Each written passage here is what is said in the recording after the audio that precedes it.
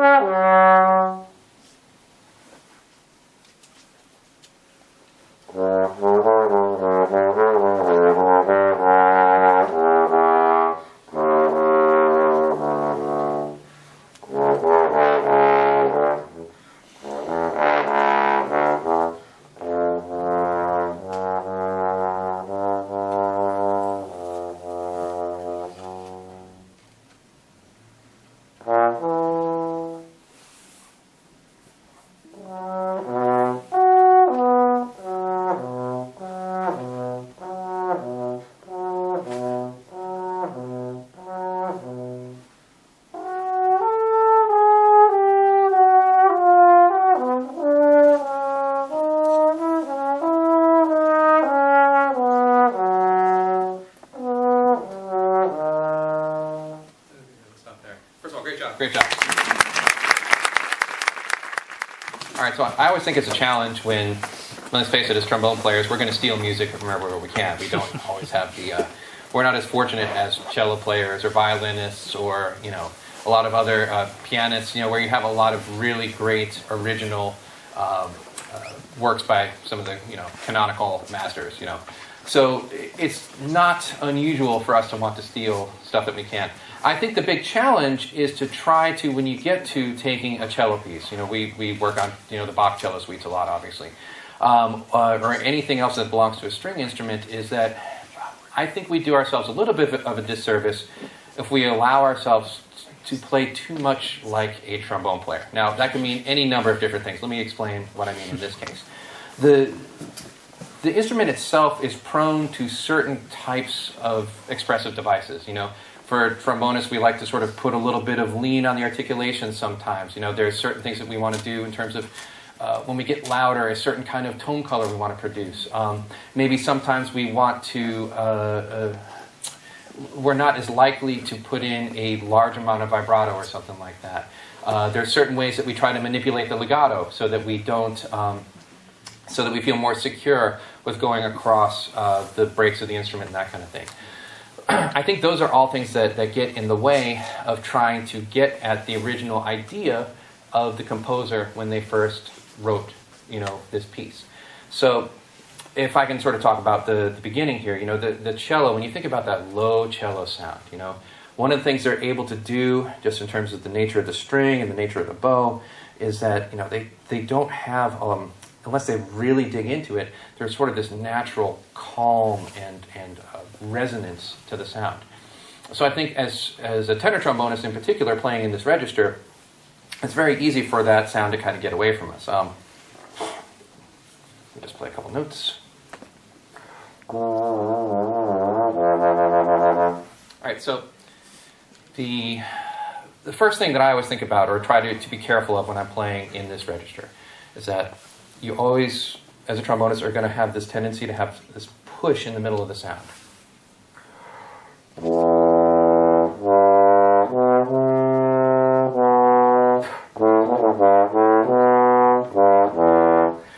it's okay, it's okay, but I think that we want to aim for something that's a little bit more expansive. I try to think of it as making sure that even though the airstream is supportive, that the airstream is not driving in this register. There's a way to support like this, there's a way to support like this, and I think that this is much more of a wide, larger volume kind of push.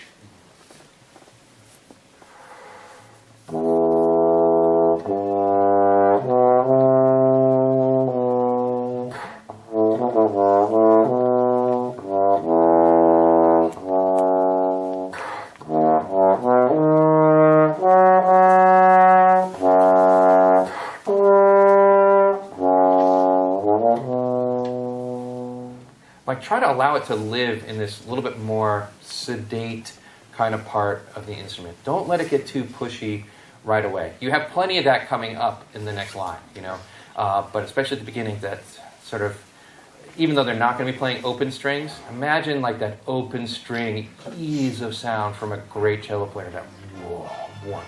Okay?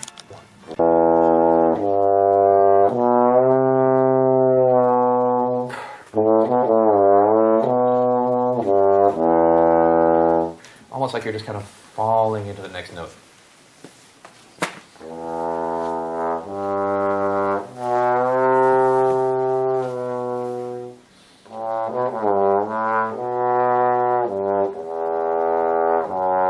There we go, those last couple.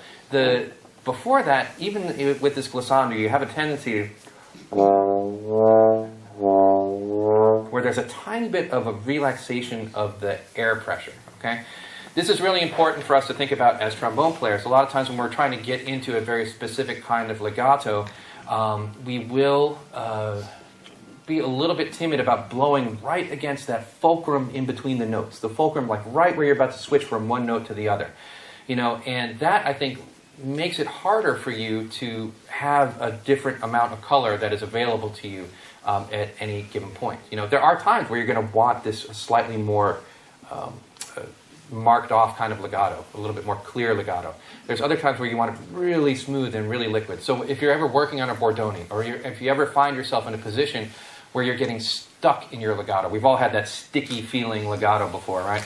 So many times that's related to the fact that we're being timid about how we use the air in between the notes. So even if something that's seemingly simple and innocuous as this passage can really kind of reveal to you just a little bit of a tendency to not support all the way through. And I think that translates itself up when you start looking at some of these upper notes. To keep it as singing as you're going to want it, it's going to need to rely on that same concept. When I used to study with Joe, a lot of times he would talk about how the low register could really inform or help the high register.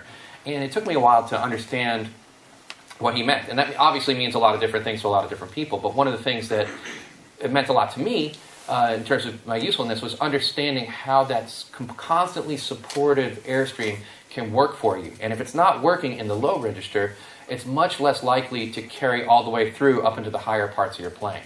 So, when you're doing your Bordonis down the octave, you're working in the low register. It's not just about getting the sound, of course, but really pay attention to how you move from one note to the other. Are you really truly blowing through them? Are you really truly getting through those slurs? So that'd be one thing that I would really recommend for you to look at. Now, we have the next thing when it comes up to the next tessitura, basically up an octave from where you started. I don't know that you necessarily want to go to that more active character just yet. I think maybe you want to keep it a little bit more dolce still.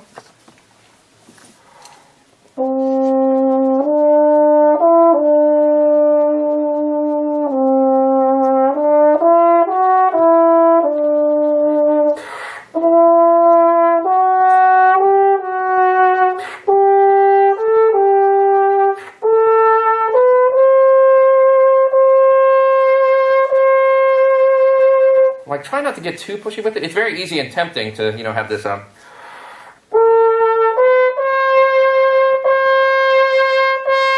I think that at that point you're going away from the trombone again, or from the cello again. You're getting into the trombone.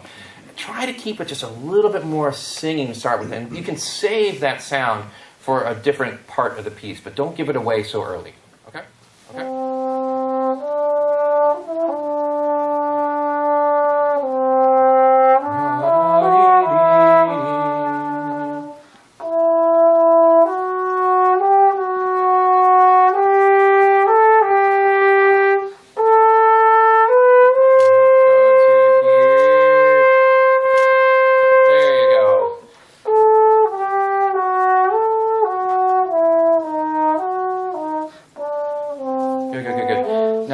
That you do notice that the decrescendo is not really marked for a couple bars here. So I think once you arrive here, the intention is for you to stay there for just a little bit longer.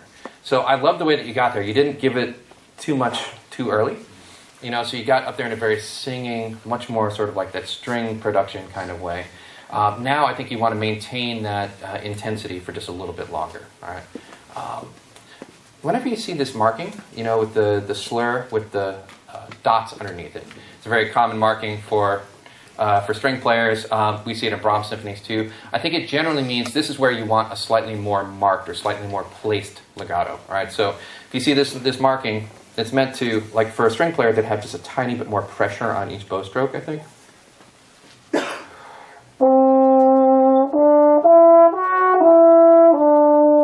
It's just a slightly different mechanical way of going through it. Okay, so listening to you play this piece, to me, there's just I think I would go back and start thinking about, because you play it really well. Like the notes are not a problem. All right, getting around this piece, not a problem for you.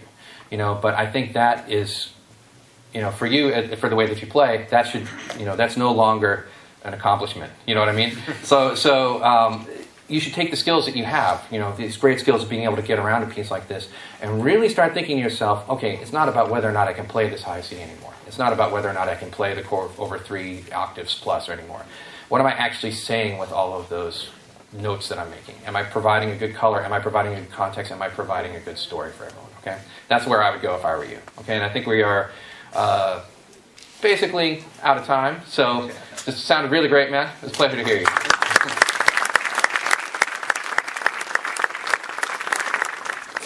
I think just introduce yourself. Tell them who you are and what you're going to play. I'm Logan. I'll be playing Hungarian March. Just Logan. Logan Hicks. There we go.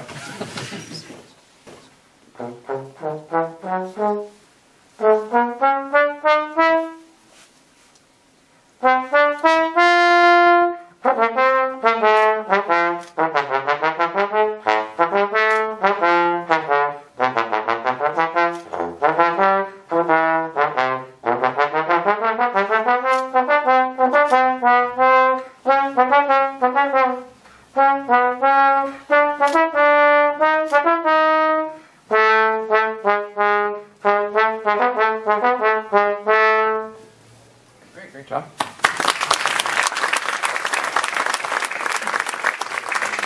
Okay, so Hungarian March. Obviously, any of us trombonists who are in here have played this at some point or another if you have any kind of classical training. It's one of the most asked for and most well-known trombone excerpts for auditioning, that exists out there. Now, the question is, why? Why is this an excerpt compared to some of the other ones? What are some reasons you think it might be a trombone excerpt that is asked for to try to determine who's going to get a job? The intonation on the fast notes, that shows how well you can play quickly and in tune at the same time. The starting point is another intonation thing, and how well you can have that dynamic contrast from the beginning to the end of at the beginning. The octave jumps. Yeah. And these are great. These are all really great and important technical reasons that you're listing for this excerpt. But the thing that really I find when I've heard auditions that separates people out at the higher levels of this audition is not necessarily all those things, which of course are important, but also what is your real understanding of how the drive and how the actual structure of this piece is. A lot of times when we get into the main theme of this one, this ba-ba-bum, ba-bum, ba-bum, ba-ba-ba-ba, we're thinking 1 and 2 and 1 and 2, and we get very like da-da-da-da-da, and this sort of idea, everything becomes very myopic in terms of what you're trying to accomplish, and the whole piece kind of loses its intensity. One thing about Berlioz is that he was kind of a wild guy. He was a really a brilliant and unconventional composer for his time. Which means that he didn't always, even if you're looking at a cut time key signature, it doesn't necessarily mean he was writing in 2. I mean, to me, when he finally gets to the main theme here at number 4, he's actually writing in 6 at this point. So you have this So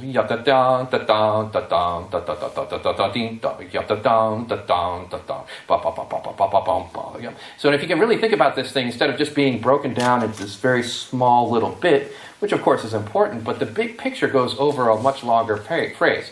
And I find that if you do that, you're much more likely to be able to have the right kind of musical drive to it because you understand the larger formal structure of it. You're much more likely to be able to keep everything in time. And you're much more likely to know where the most important notes of any parts of the scale are. Okay? So just keep that in mind, that whatever excerpt you work on, it can be Hungarian March, it can be Bolero, it can be any number of different things.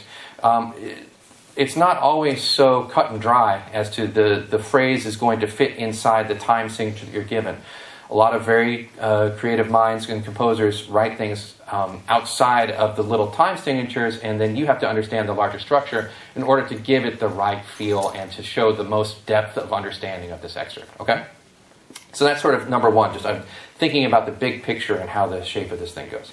Now, secondly, there's an overall style. If we're talking about auditions, there is, if I were to say, let's look at it from the perspective of what I would expect to hear in a first round at one of our auditions or something like this. There's a style, there's a presence, there's an energy in the sound that I, think that you're going to want to start thinking about as you go forward, finding ways, exercises to get through it. There's, in Berlioz, I think there's always a little bit of a bite, there's a little bit of a brightness to the articulation.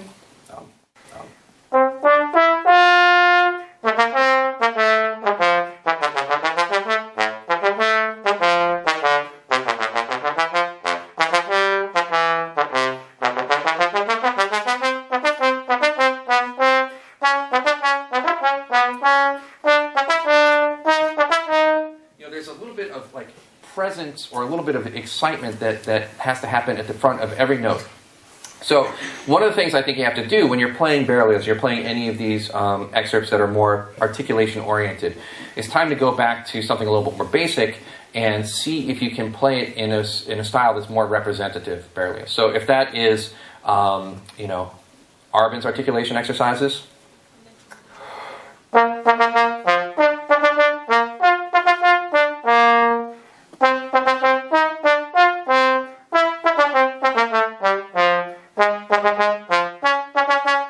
Stuff like this. You could go back into any of the scale exercises.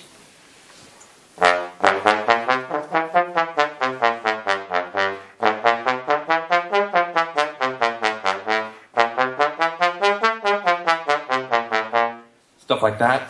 Arvin's interval exercises.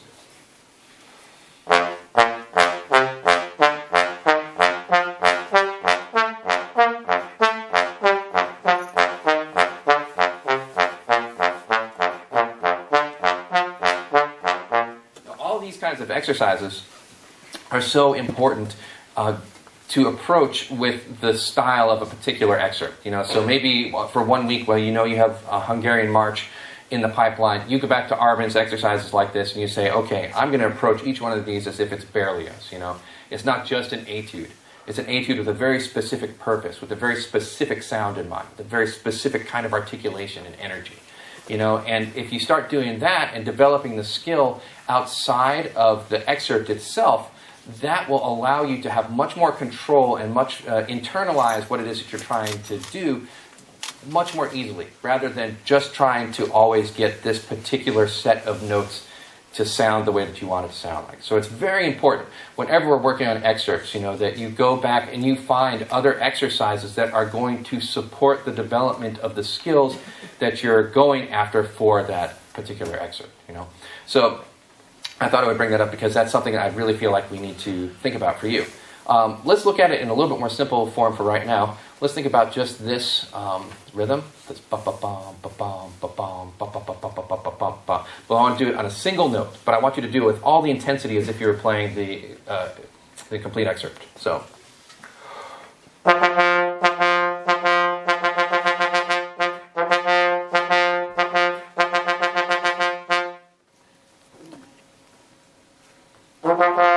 So first of all, when you breathe, the breath is just as important as anything else you're going to play, right? So if you're about to play a passage that's very exciting, it's very driving, right? That's hard. That's a hard setup. Okay? So remember, the music, the excerpt, everything you do starts with the breath. The piece is already going at that point. You've already established what the beginning of the piece is going to be, what the energy and character of the piece are going to be by the way that you've taken your breath, okay? So, boom.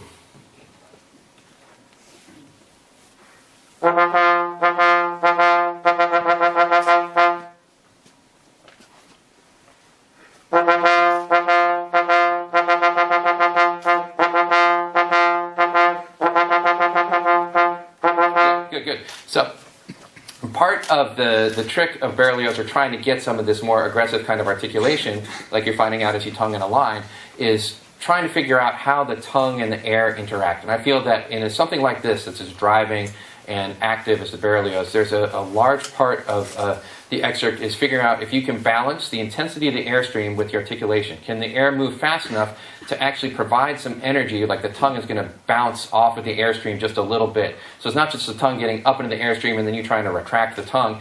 The tongue is almost bouncing off of that airstream because the air is moving so vigorously, and the velocity of the air is such that it's going to help to get the tongue out of the way. So when I'm thinking about doing this,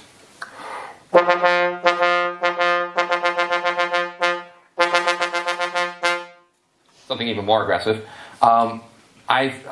yes, the tongue is doing some work, but I am super aware of what that airstream is doing underneath it. So I want you to do two versions of this. I want you to go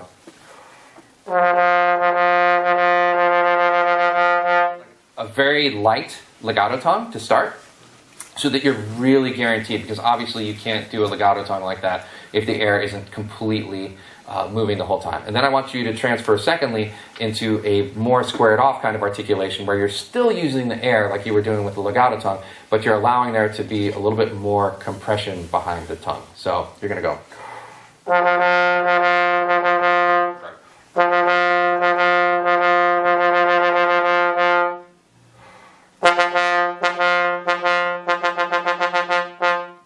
And the commonality is going to be the velocity of the air between those two. The tongue will be slightly different in terms of how it interacts in that airstream, but that airstream is going to be the same. A little more sound, even though it's legato.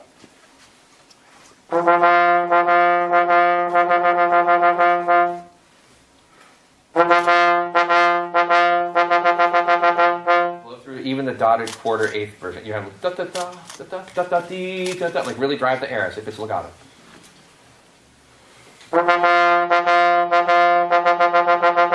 Good. Now try to think about the tongue getting a little bit more aggressively in there, like a little bit more of a T syllable, so you can form more compression behind it, but use the air exactly like that.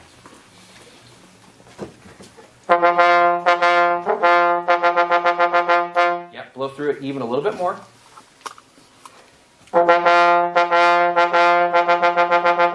We're starting to really get into the right direction here, okay? So I think that the other thing you really need to identify when you're doing this kind of work is whether or not the airstream is really driving the articulation, or if the articulation of the tongue is the most important element of what you're doing, all right? So I would recommend going through it like this, anytime you're doing any of those Arvin's exercises, to be thinking about it in this kind of context. Make sure that you're using the sufficient and proper kind of air so that the tongue can actually borrow some of that energy to the airstream to sort of bounce off of, okay? Now, outside of the articulation, like you said at the beginning, the intonation is a really important part of this one as well. You know, there's a few key points, I think, to look at. You know, this one is always going to sound funny if on the first scale,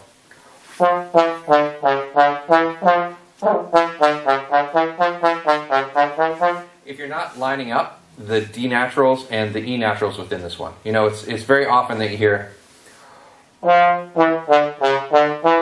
know, so they're flat on the way down and sharp on the way up or something like that. And if you're in any kind of space with any kind of reverb, that's going to just sort of come back at you and sound really funky. All right. So for both times that figure shows up,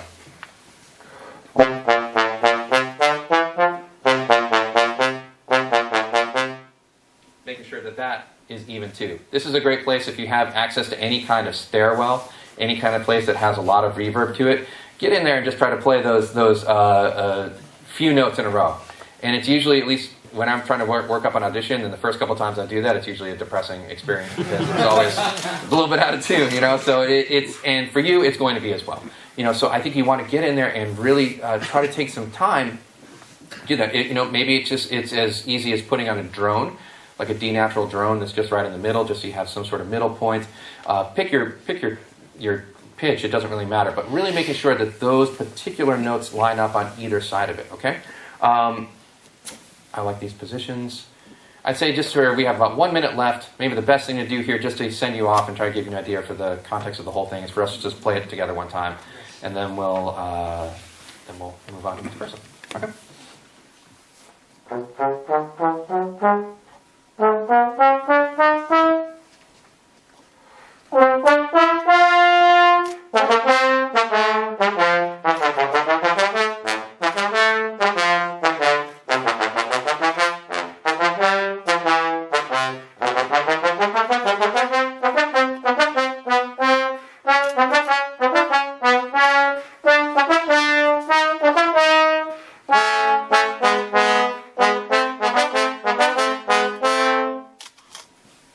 Good job.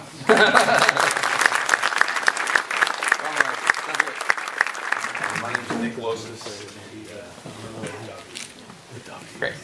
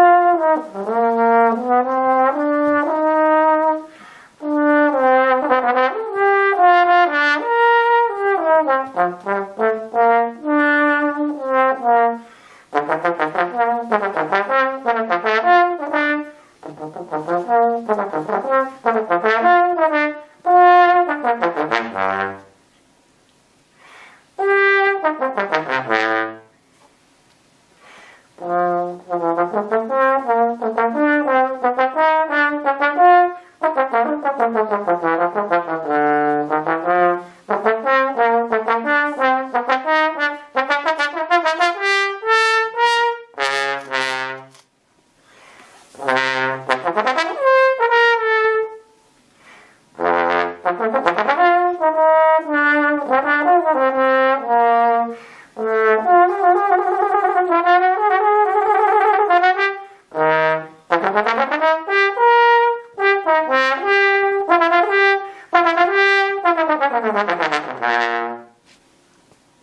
good job.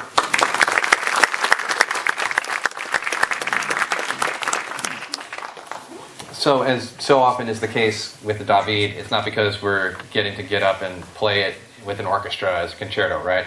It's almost always because we're at an audition or at a competition or something like this, right? So I think there's maybe just a couple things that I might just offer in that context. There's several different editions of this one floating around, but they generally have the same specific markings. Let me just take a look. Yeah, you're at the Mueller audition, so that's like that's the most standard one, I think, that's out there.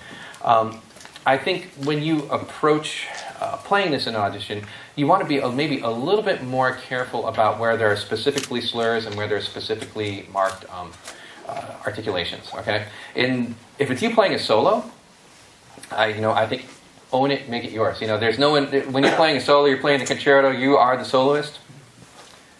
It's all yours, right? I do think that for competitions and for auditions and that kind of thing, you want to stay a little bit more true to what's on the page from an articulation standpoint. Even if you're even though the phrasing and the tone color and the vibrato and the pacing can be yours, just be a little bit careful of that. That if you were to listen back to this performance, you'll see that there are several places where you've put slurs in where they don't exist and that kind of thing. Like I said, so just be aware of that from that standpoint. I don't specifically have a musical problem with it. It's actually kind of nice to hear it a little bit different, you know what I mean? But also keep in mind that that's not going to be the case or the circumstances under which we're very often playing this piece, just as a general rule. One thing that I think you have to be a little bit careful of is trying to make sure that we get enough snap on the rhythm all the time, this 16th note rhythm, right?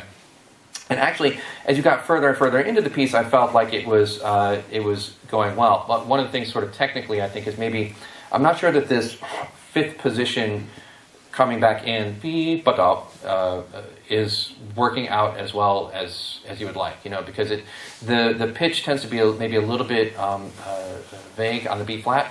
And I'm not sure that you center on the G afterwards, so it gets a little bit rolled every time that particular figure comes around. So if you're going to use some of the alternate positions, so if we're going, I can't do it, but going out to that fifth position, then I think you have to be extra careful that you are landing exactly where you need to be and you know how you're going to get off of that note. I tend to, for this one, favor the primary position. I mean, maybe it's just years of doing it that particular way, but I think just make sure that whenever you're using an alternate position, that you that there's a good reason for it. All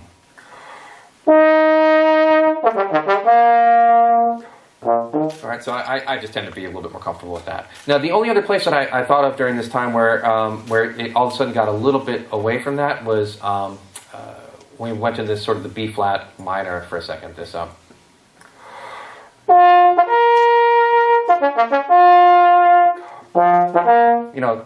that also, I think, just for some reason lost a little bit of that energy in there. Okay, so just be careful that throughout this entire piece that you're taking advantage of that. The other thing I think that's really important in this one is to get a little bit more of an operatic kind of feel for this one. We think about the fact that this was a string player, Fernand David writing this one for a trombone player. He obviously had his own ideas in mind about how he wanted this thing to go or how he imagined trombone players to do. And I think that a lot of these rhythms and scales and are kind of the ways I imagine a string player thinks a trombone player plays, So, but at the same time, I think we have to make it as elegant as possible. So I think when you do have some of the more sort of notey kind of sections, toss them off a little bit more easily. I think one of the traps we fall into as trombone players is like the big F major and C major arpeggios towards the end. I feel like we rush through them often, so we get this and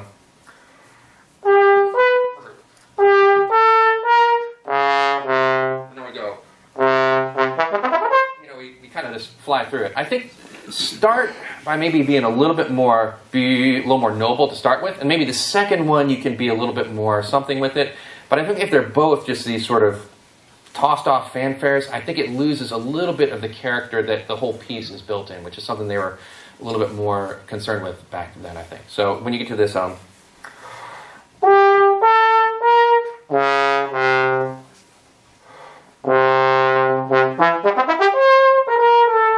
I don't think it has to be too crazy fast. And the second one, maybe if you want to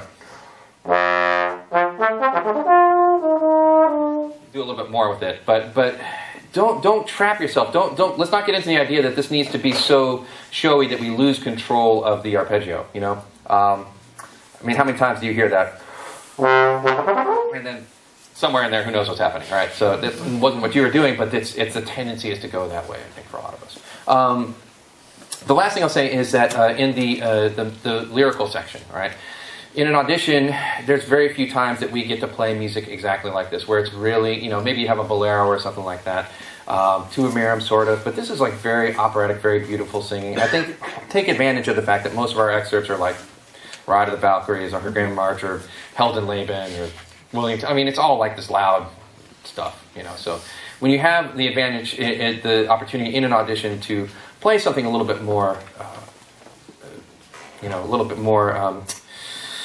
I'm looking for a good word here, but just a little bit more subtle, a little more beautiful, a little bit more dolce. Take advantage of it, okay?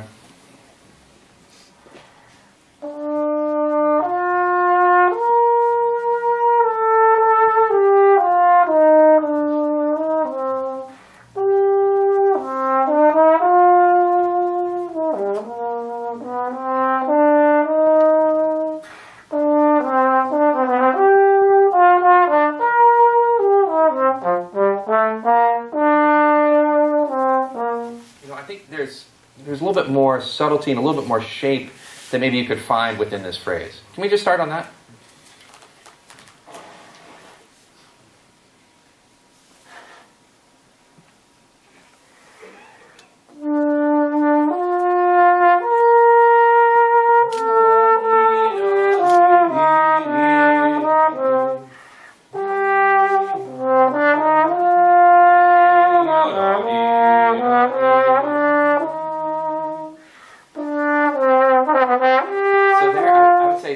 Keep the turn in the style. Yo, yo, da, da, da, dee, instead of yo, da, da, da, da, dee.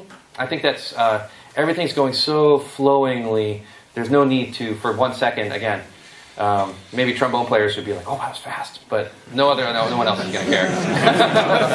Because the string player, da, da, da, da, is like, yeah. So it's like, I think keep it in the style. Can you just, bom, bom, yo, da, da, da, dee.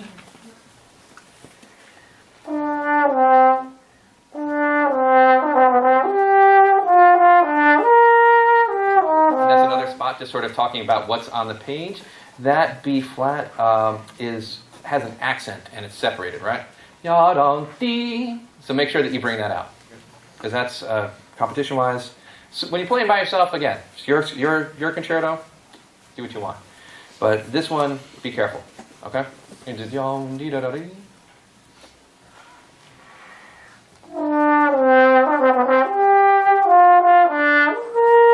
Let's just dee dong dee.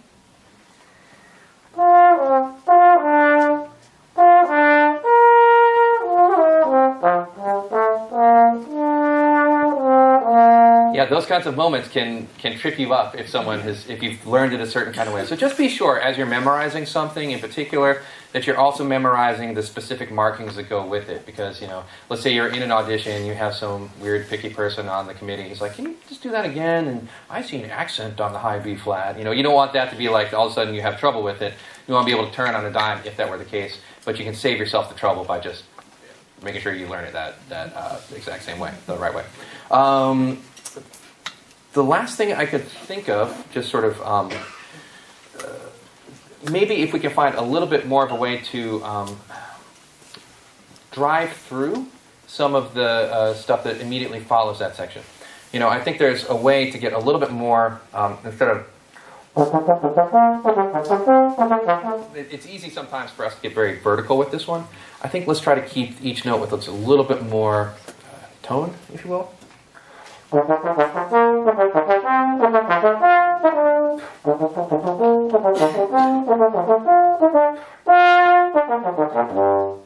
if I remember this.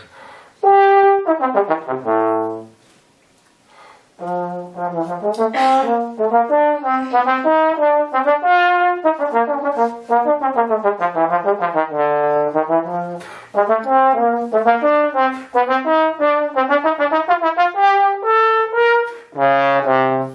so I think just if you can, a little bit lighter and a little bit more sort of blown through.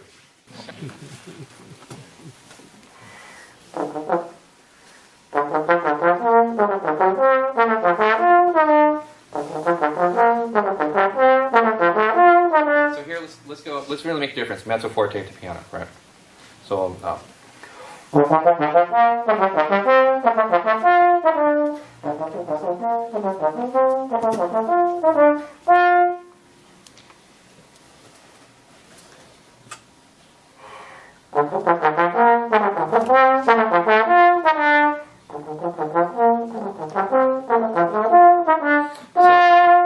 Here's another one of those instances. Yup, da accent, da da da da da. So be really careful. That's another one. So can we try this? Let me just put this in front of you for a second so you can read the. So we got that and that. So each one of those has a little.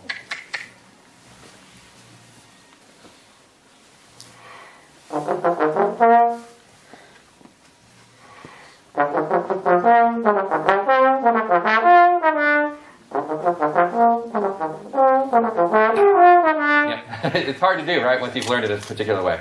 So I think just to reiterate, to just be very careful when you're memorizing music that you are, especially if it's music that's going to be ending up in an audition of some kind, that you're also very careful to memorize the marking. So check back in with the music a good bit so that you don't do something that gives someone on a committee pause to be like, well, why are they doing that? You know, sometimes you don't want to just, you want them to just listen to how great the sound is and how great the phrases are and not wonder about some of these little particular things. Anyway, it sounds really, really great. We got to move on to the next person, but congratulations. I'll say a couple things. This is also really important for those of us who are practicing orchestral excerpts. It's very easy a lot of times to get into a room. You've played a piece a million times. You're playing it from memory. You're practicing it from memory. You go days without looking at it on the page. You know, be really careful of that, because what will happen sometimes is that we've done that. You prepare for the audition like that, and then you get into the audition, and they hand you a piece of music, and you look at it, and it's like now you have to play it looking at the actual print. If you haven't done that for a while, that actually is a very unsettling feeling. Believe me, I've done it this way, and it's bad. You end up looking at it, it's like, oh yeah, wait, did I memorize that right? Oh, okay, there's an accent there. Did I do that? You don't want to have those thoughts right before you're supposed to play for an audition, like literally on stage with everyone waiting for you to play. So be mindful. It's good to know these things from memory, of course, but when it comes to preparing for an audition, make sure that you are also preparing exactly as if you're going to play. So that means if you're going to play off of music in audition, which you probably will because they're going to hand it to you, then practice doing that also. Don't get so far away in your own memory that it becomes uncomfortable to look at the music and play again, because that's something that does happen and will happen and can cause you to waste a lot of time and effort for something very silly. Okay? How's it going? Good. My name is Kyle. I'm going to be playing the first movement of the Grondal Concerto. Kyle Orlando.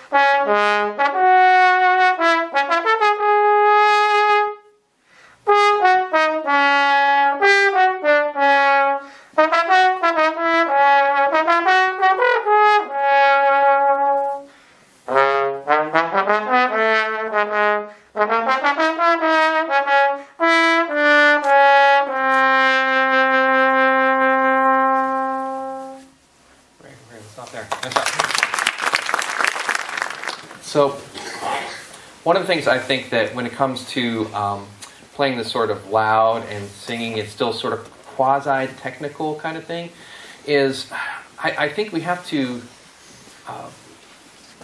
maybe when you see a short note or you see a staccato, you know, that in a way you have to take it with a grain of salt. You know, these staccatos oftentimes are just indicating that the notes need to be a little bit separated, unless they're, you know, you have like the little carets or you have something that says secco or something like that.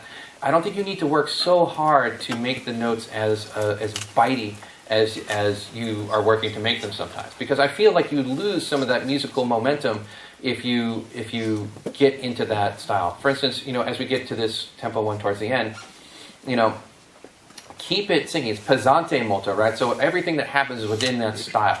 That to me says you're going to have a little bit more length to the notes, even if they are sort of separated a bit. All right. So, for instance, getting in through this section.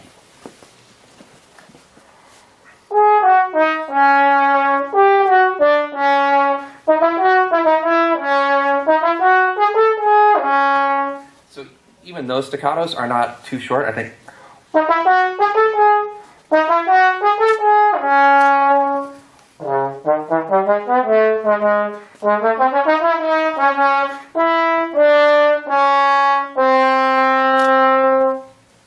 Even these notes at the end, I think they need to have more of the accent and the tenuto to really give them, because this is a big moment with the orchestra and the trombone.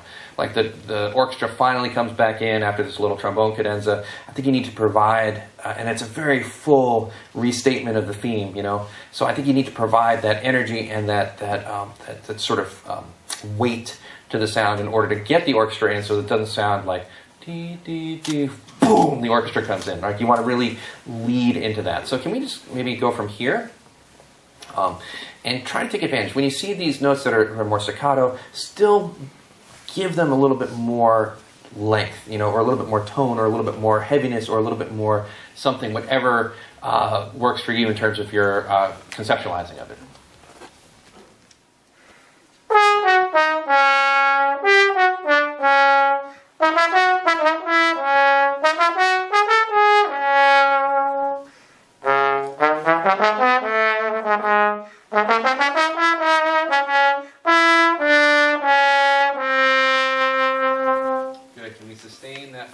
Sound just a little bit longer before you give up on it, and you know it doesn't necessarily mean that you have to play louder per se. I didn't mind it, but I think that for you, maybe saving that sound till the end. Don't give it totally away until you get right there. Then give me that full 100%. Try the same spot one more time.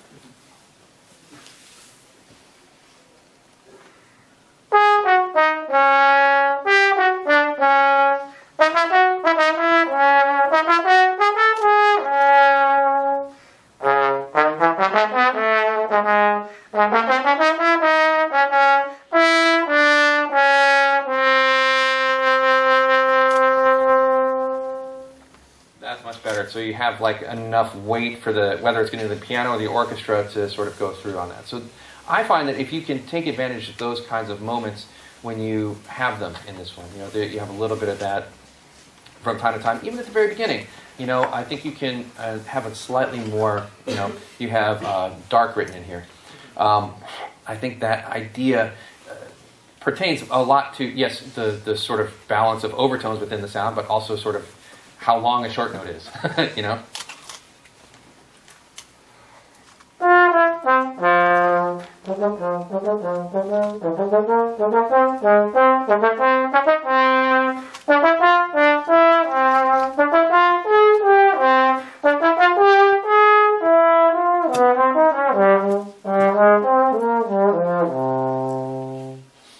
So I think that, especially through here, just give it a little bit more follow through on those notes.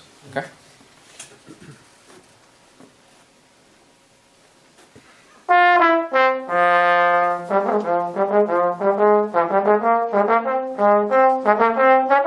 Good. It doesn't necessarily mean you have to give away the clarity of the articulation, but give me just still that slight follow through.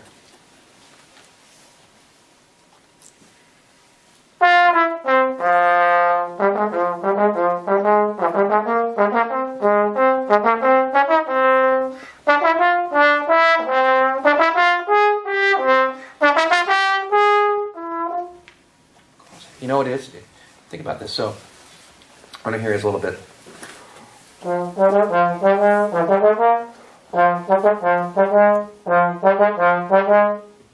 The notes are almost the same length, but the way that they start is slightly different. And the way that they start is also going to slightly affect the very tail of the note.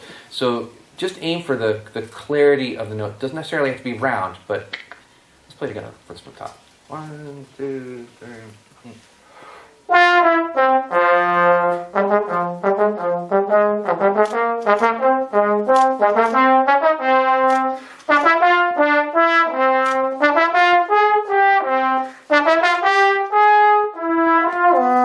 Yeah, to me that feels more comfortable. I want to see what happens just by yourself. Now, I always find it's easier to play with someone and do that kind of thing than it is to play by myself.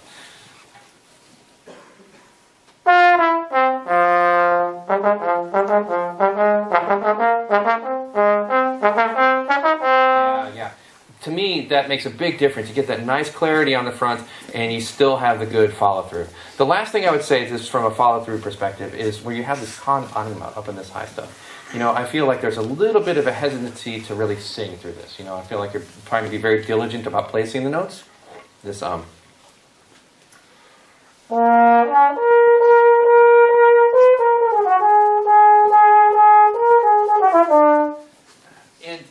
it's fine, but I feel like for someone like you who has the kind of chops that you have, I think you should be asking more of yourself in terms of what kind of phrase you can make up there. I don't think it's so much a matter of whether or not these notes are going to come out, or clearly that's not the case. So I think you need to maybe find a way to make a more compelling phrase up there. And if that means being a little riskier and missing a note here or there, I think that's fine. But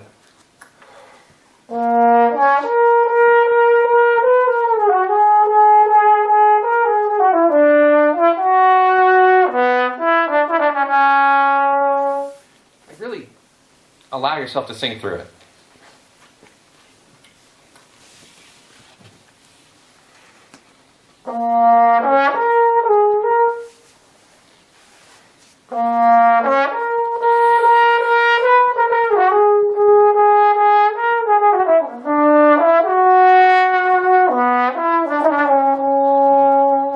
Recommend for you, just in terms of something you might incorporate into your practice every day, or some against the grain slurs that really get you around up there. These are all, I'm sure almost all of us have the Brad Edwards lip slurs book. I mean, I've got it in my trombone case. It's the only physical book I seem to carry around anymore. But starts like this.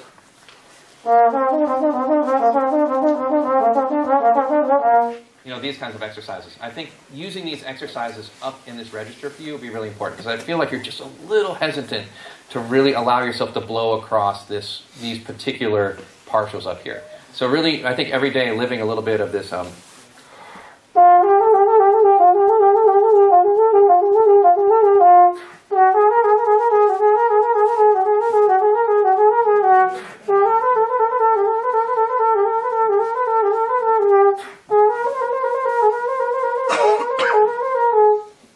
up to however high you want to take it. But really, I think get into the idea of doing that so that you can feel comfortable just going across these partials up there, and you can make the kind of phrase that you want to make and not be hamstrung by the trombone pushing back too hard against what you want to give it. Okay? Sounds really, really great, man. Pleasure to be here.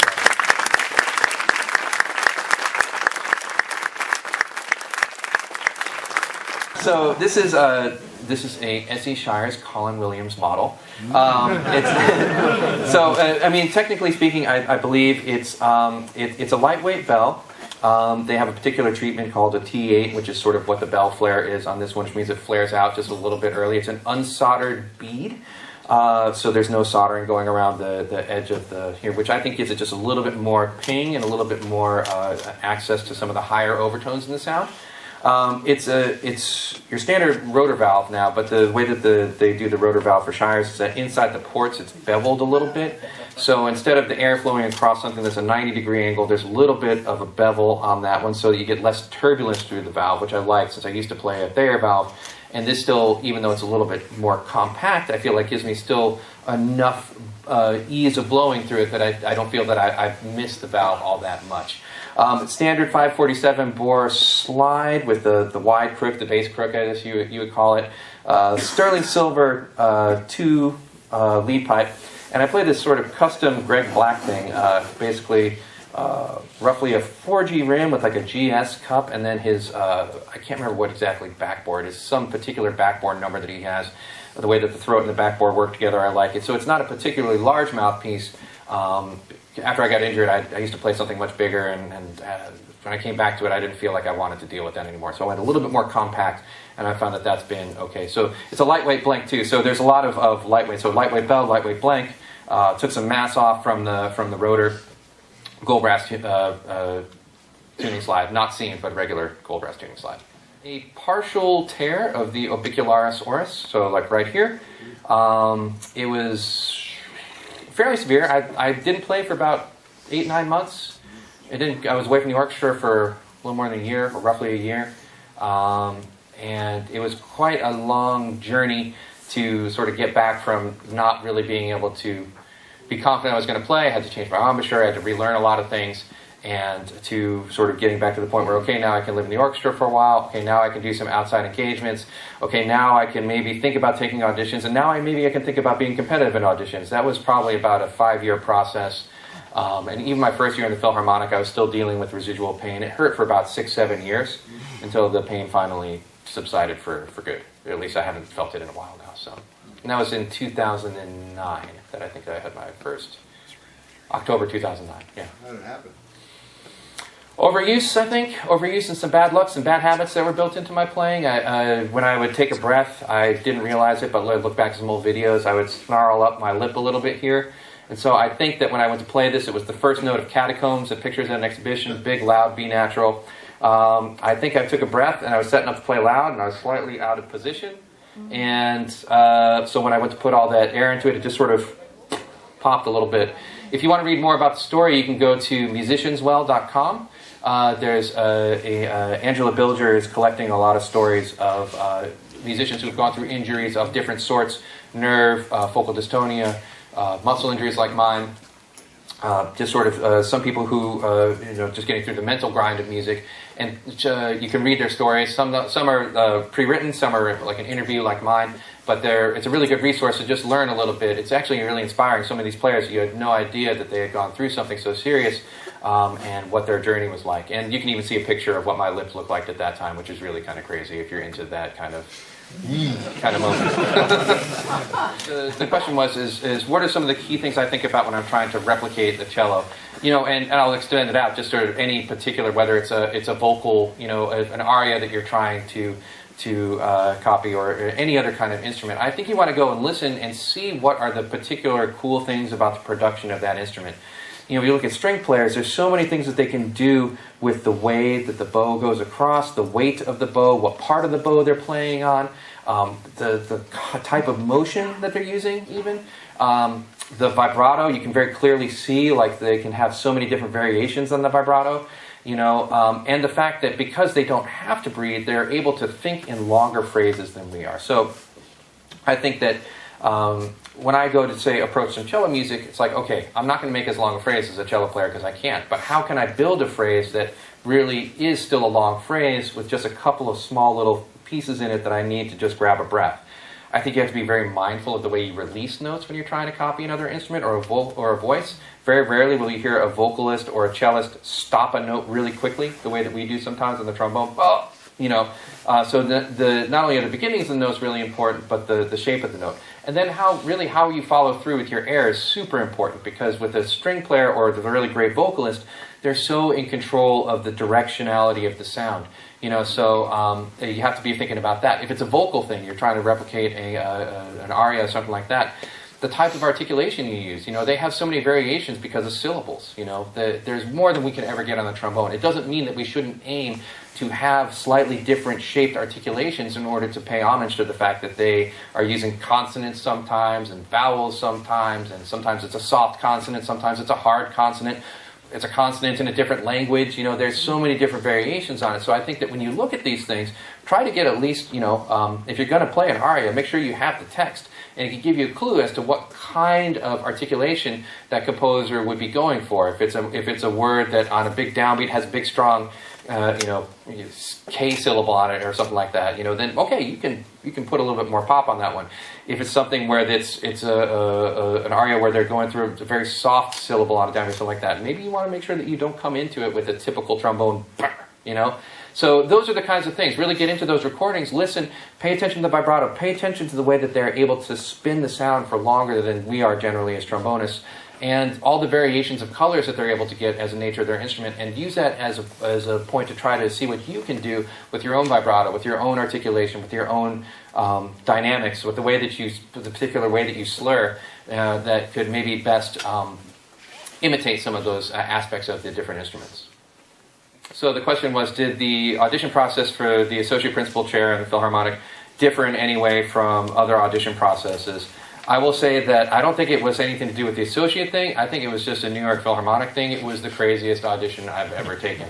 The first round was complete David number 23, or David number 23, the Rochu number 23, and then the first movement of the David, and then excerpts. And so we think we had like Tuba Mirum and Bolero, and the entire Hungarian march from the main excerpt all the way to the end of the piece, Sing Song 3 and the Rhenish or something like that. So that was the first round.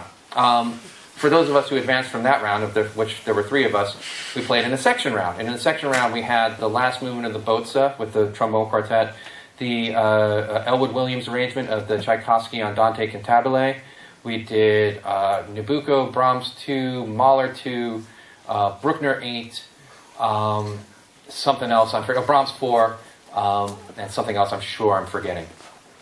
At that point, there was a little bit of a break. I had to rehearse with the pianist, rehearsed the first 2 movements of the Grand Dal, then went back out and played the first 2 movements of the Grand Dal with the piano.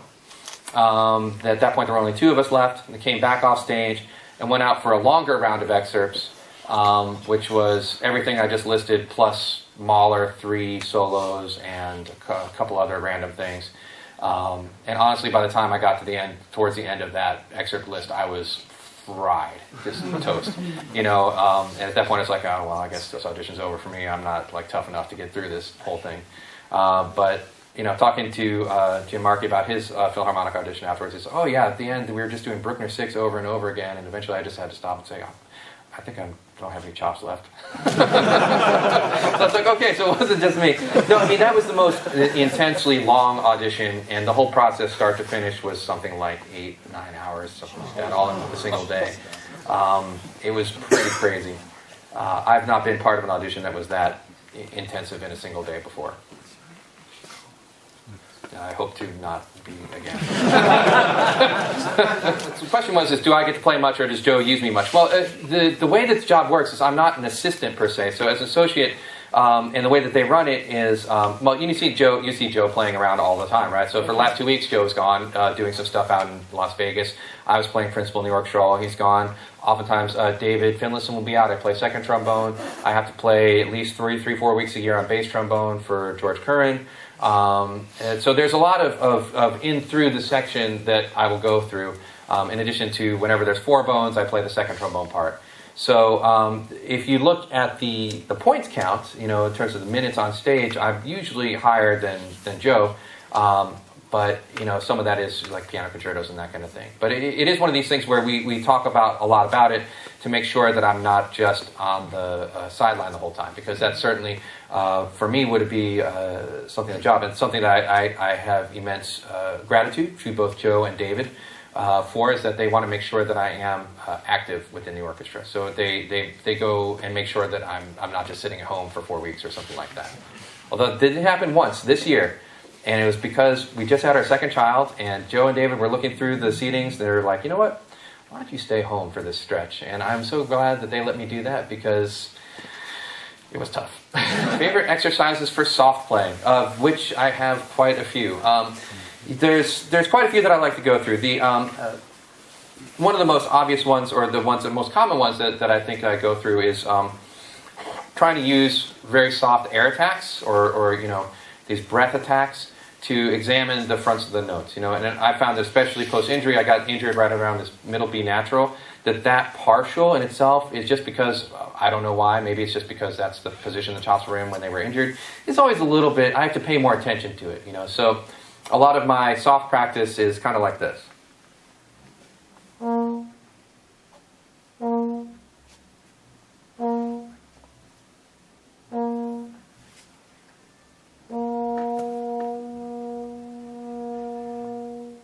Try to find exactly where the very edge of the note is, and I'm giving myself like a 50-50 shot as to whether or not I'm going to keep the sound going. I'm really trying to find that very absolute little point where everything wants to shut down.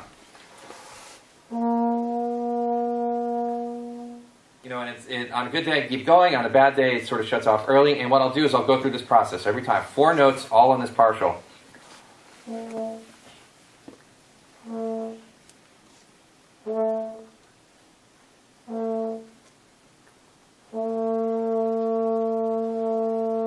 See if I can find what part of the embouchure is giving me the grit. Okay, so if I've got the grit right now, I can feel it sort of down here. So what can I do? Is it lift a little bit too far under? Do I need to get it out? Is it an air balance thing? I'll go through this a good bit to see how long it takes me to clean up my sound and to get it a little bit more so I can rely on it. Another thing that I really like for soft playing is this little pattern. I think it's a flow study, I don't know, out of some trumpet book somewhere or something like that. But you can go through it very slowly. Same thing, really take a risk as to whether or not it's going to, don't just get comfortable with it. Try to force yourself into living in a very uncomfortable part of the instrument.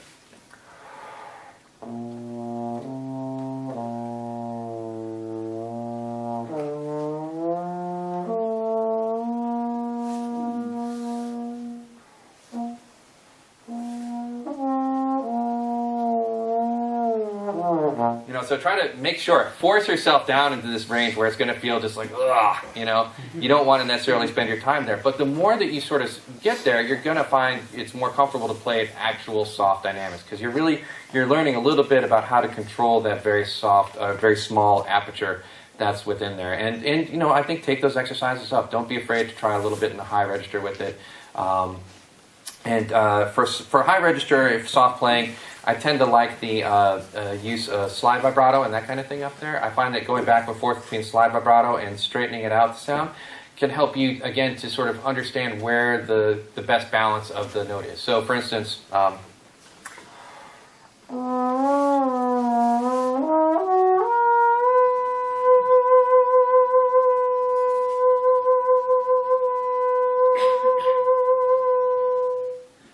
what can I do? Like when I go to the slide vibrato, I feel like I have a little bit more freedom in the aperture, so I can blow into it a little bit more easily. I'm looking for this very sweet kind of sound, and then I'm trying to maintain that sound when I go to the more static hold on the instrument. So using that vibrato can really help.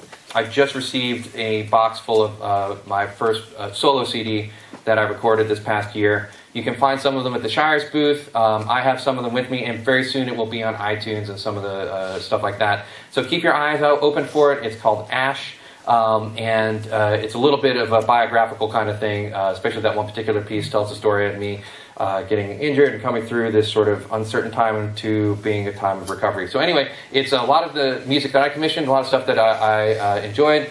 And there is, just as a little goodie at the end, there is Bert Oppermann's colors on there. So at the very least, you'll find something you like on there.